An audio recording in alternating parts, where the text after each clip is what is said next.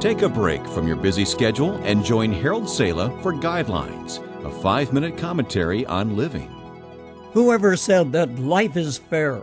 Airplanes crash and burn, just as do marriages and future hopes and dreams.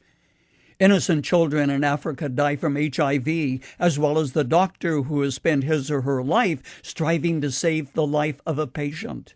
Never under any stretch of the imagination would a sane person ask God for difficulty, for trials, for illness, that he or she might learn the lesson of grace and patience which come from facing trouble and winning the battle. Yet only a fool would deny the fact that some of life's greatest lessons are learned from facing the unfair challenges of life. But instead of growing bitter, he or she finds the strength of God to triumph. Take, for example, the magnificent story of a man whose name was Job. In the book that bears his name in the Old Testament, you learn that Job was a good man.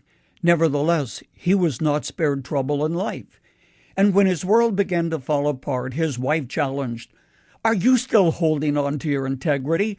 Curse God and die."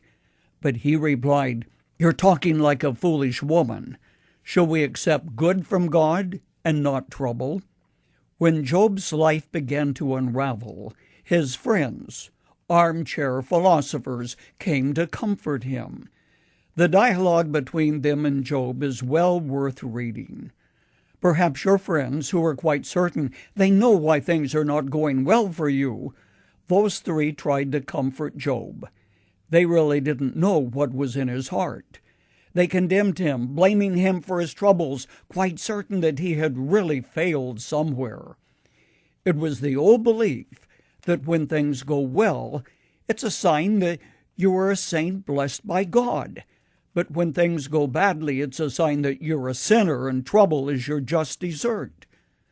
Job also struggled with the issue of life's unfairness. Yet he felt that he was innocent of wrongdoing.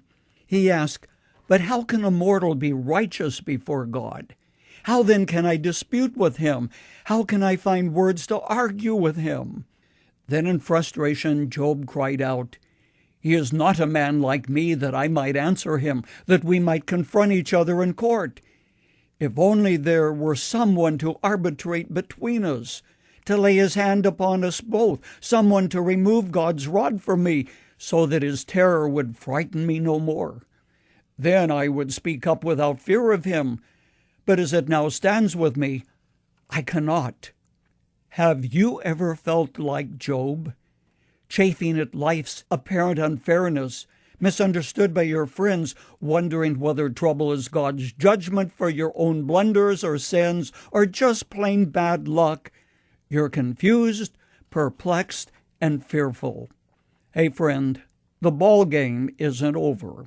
The end is not yet.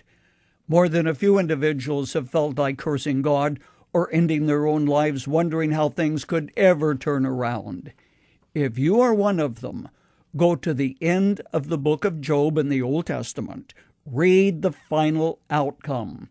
Job did go through a very difficult period of testing, one which God allowed to strengthen him and help him learn some lessons which could never have been grasped apart from going through deep waters. Eventually Job said, "My ears have heard of you, but now my eyes have seen you." Head knowledge became heart knowledge, and Job became a better person. Of that you can be certain.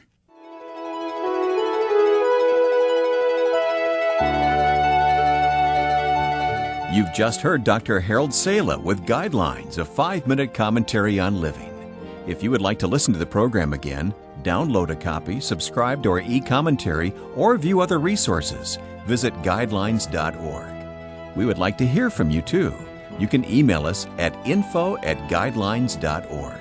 That's info@guidelines.org. Thanks for listening, and we invite you to join us again for the next edition of Guidelines.